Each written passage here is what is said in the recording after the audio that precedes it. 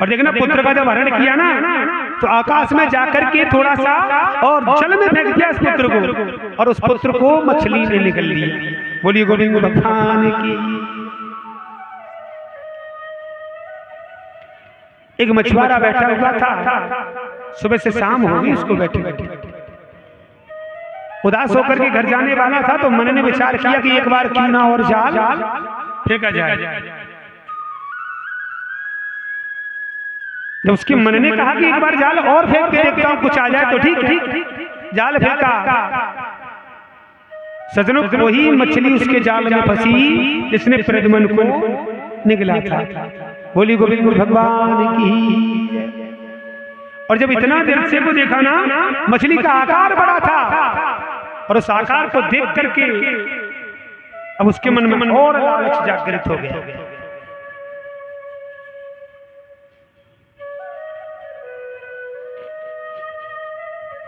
अब जब मछली का आकार जब बड़ा देखा ना, तो मछुआरे ने सोचा कि अगर ये संबासुर की सभा में अगर मछली को पेश किया जाए तो इसके बदले बहुत धन दे सकता है।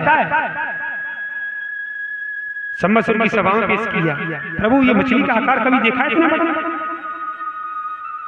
संबासुर ने आदेश कर दिया, बोले शाम के भोजन में हमको इसको दिया जाए। देखना, जो भोजन बनाने का कार्य करती थी ना, आज उसके सामने पर जाकर के वो मछली रखी।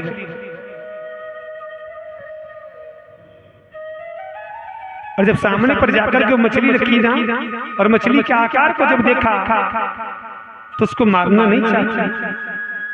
मन में विचार है कि इसके गर्भ में कोई है, और संबासुर को शाम को अगर नहीं भेजा तो मुझे भी मृत्यु दंड मिल सकता है। जाको राखे साई हम मार सके ना, आंख बंद किया उसने है, और मछली के पेट को चीरना प्रारंभ किया। बोली गोविंद भगवान की। पुत्र को देखा, गोदी में खिलाने लगे। संबासुर से छुपा के रखा उसको, है? देवता आवाज कराते हैं। देखो यहाँ बड़ी विडंबना है। ये जो संबासुर के घर में भोजन बनाने का कार्य कर रही है ना, ये रति है, रति कामदेव की पत्नी। और जो पुत्र के रूप में जो खिला रही है, ये इसका पति है कामदेव। भोले बाबा जब समाधि में लीन थे ना, तो पार्वती ने बड़ा अनुरोध किया था रति से कि तू कामदेव से बोल, कामदेव भोले बाबा की तपस्या को भंग कर दे। कामदेव ने ऐसा ही किया। भोलेनाथ समाधि में लीन थे और प्रभु तपस्या को भंग कर दिया, और तेरे नेत्र, दिव्य नेत्र जब भोलेनाथ का खुला, जब प्रभु तीसरा नयन उघारा, जब प्रभु तीसरा नयन उघारा, कामदेव छारा।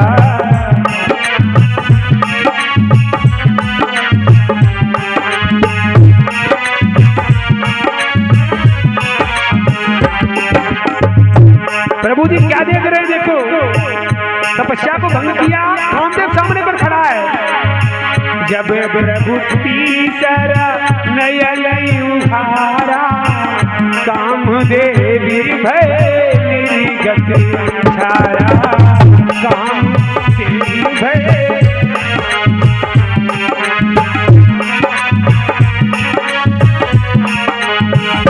बोलिए गोविंद भगवान। जलकर के भस्म हो गया, और रति ने रोना प्रारंभ किया। देवी देव सुन, तेरे पीछे मेरे पति ने जान दे दी, मेरा पति वापिस चाहिए। और जब रति का रुदन देखा ना भोलेनाथ ने, भोले बाबा कहते, बोले सुन अब तो नहीं मिलेगा, लेकिन आने वाले युग में तेरा पति मिल जाएगा। अब देवता इस बात का उसको अवगत कराते हैं कि मेरा पति है, तो उसकी और ज्यादा सेवा करती है। प्रद्युम्न के माध्यम से ही संबासुर का वध होना है। संबासुर ने तपस्या की थी, पता कौन की? ब्रह्मा जी की। ब्रह्मा जी की तपस्या तुम करते हो?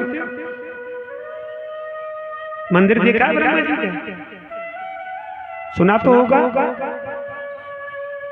मंदिर भगवान का, ब्रह्मा जी का मंदिर सुना है कहाँ है?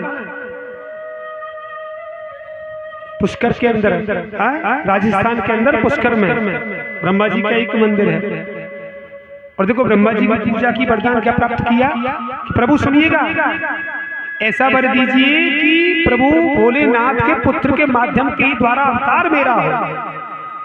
अब रुक्मणी के गर्भ से भगवान की कृपा से भोलेनाथ प्रद्युम्न के रूप में रुक्मणी के गर्भ में पधारे थे संवत्सर का वध करने के लिए। बोली गोविंद भगवान की, श्रीमद् भागवत महापुराण की।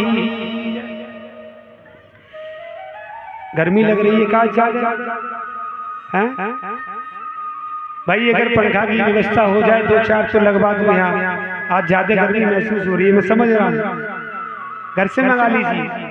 हाँ, सामने से लग जाएंगे 2-4 राहत मिलती रहेगी पीछे से। बोली गोविंद भगवान की। अब देखिए कितना ख्याल करूं मैं तुम्हारा, हाँ, पर तुम्हें ख्याल आ रहा हो मेरा? आ रहा हो ना? ख्याल तो करना पड़ेगा प्रभु। और क्या?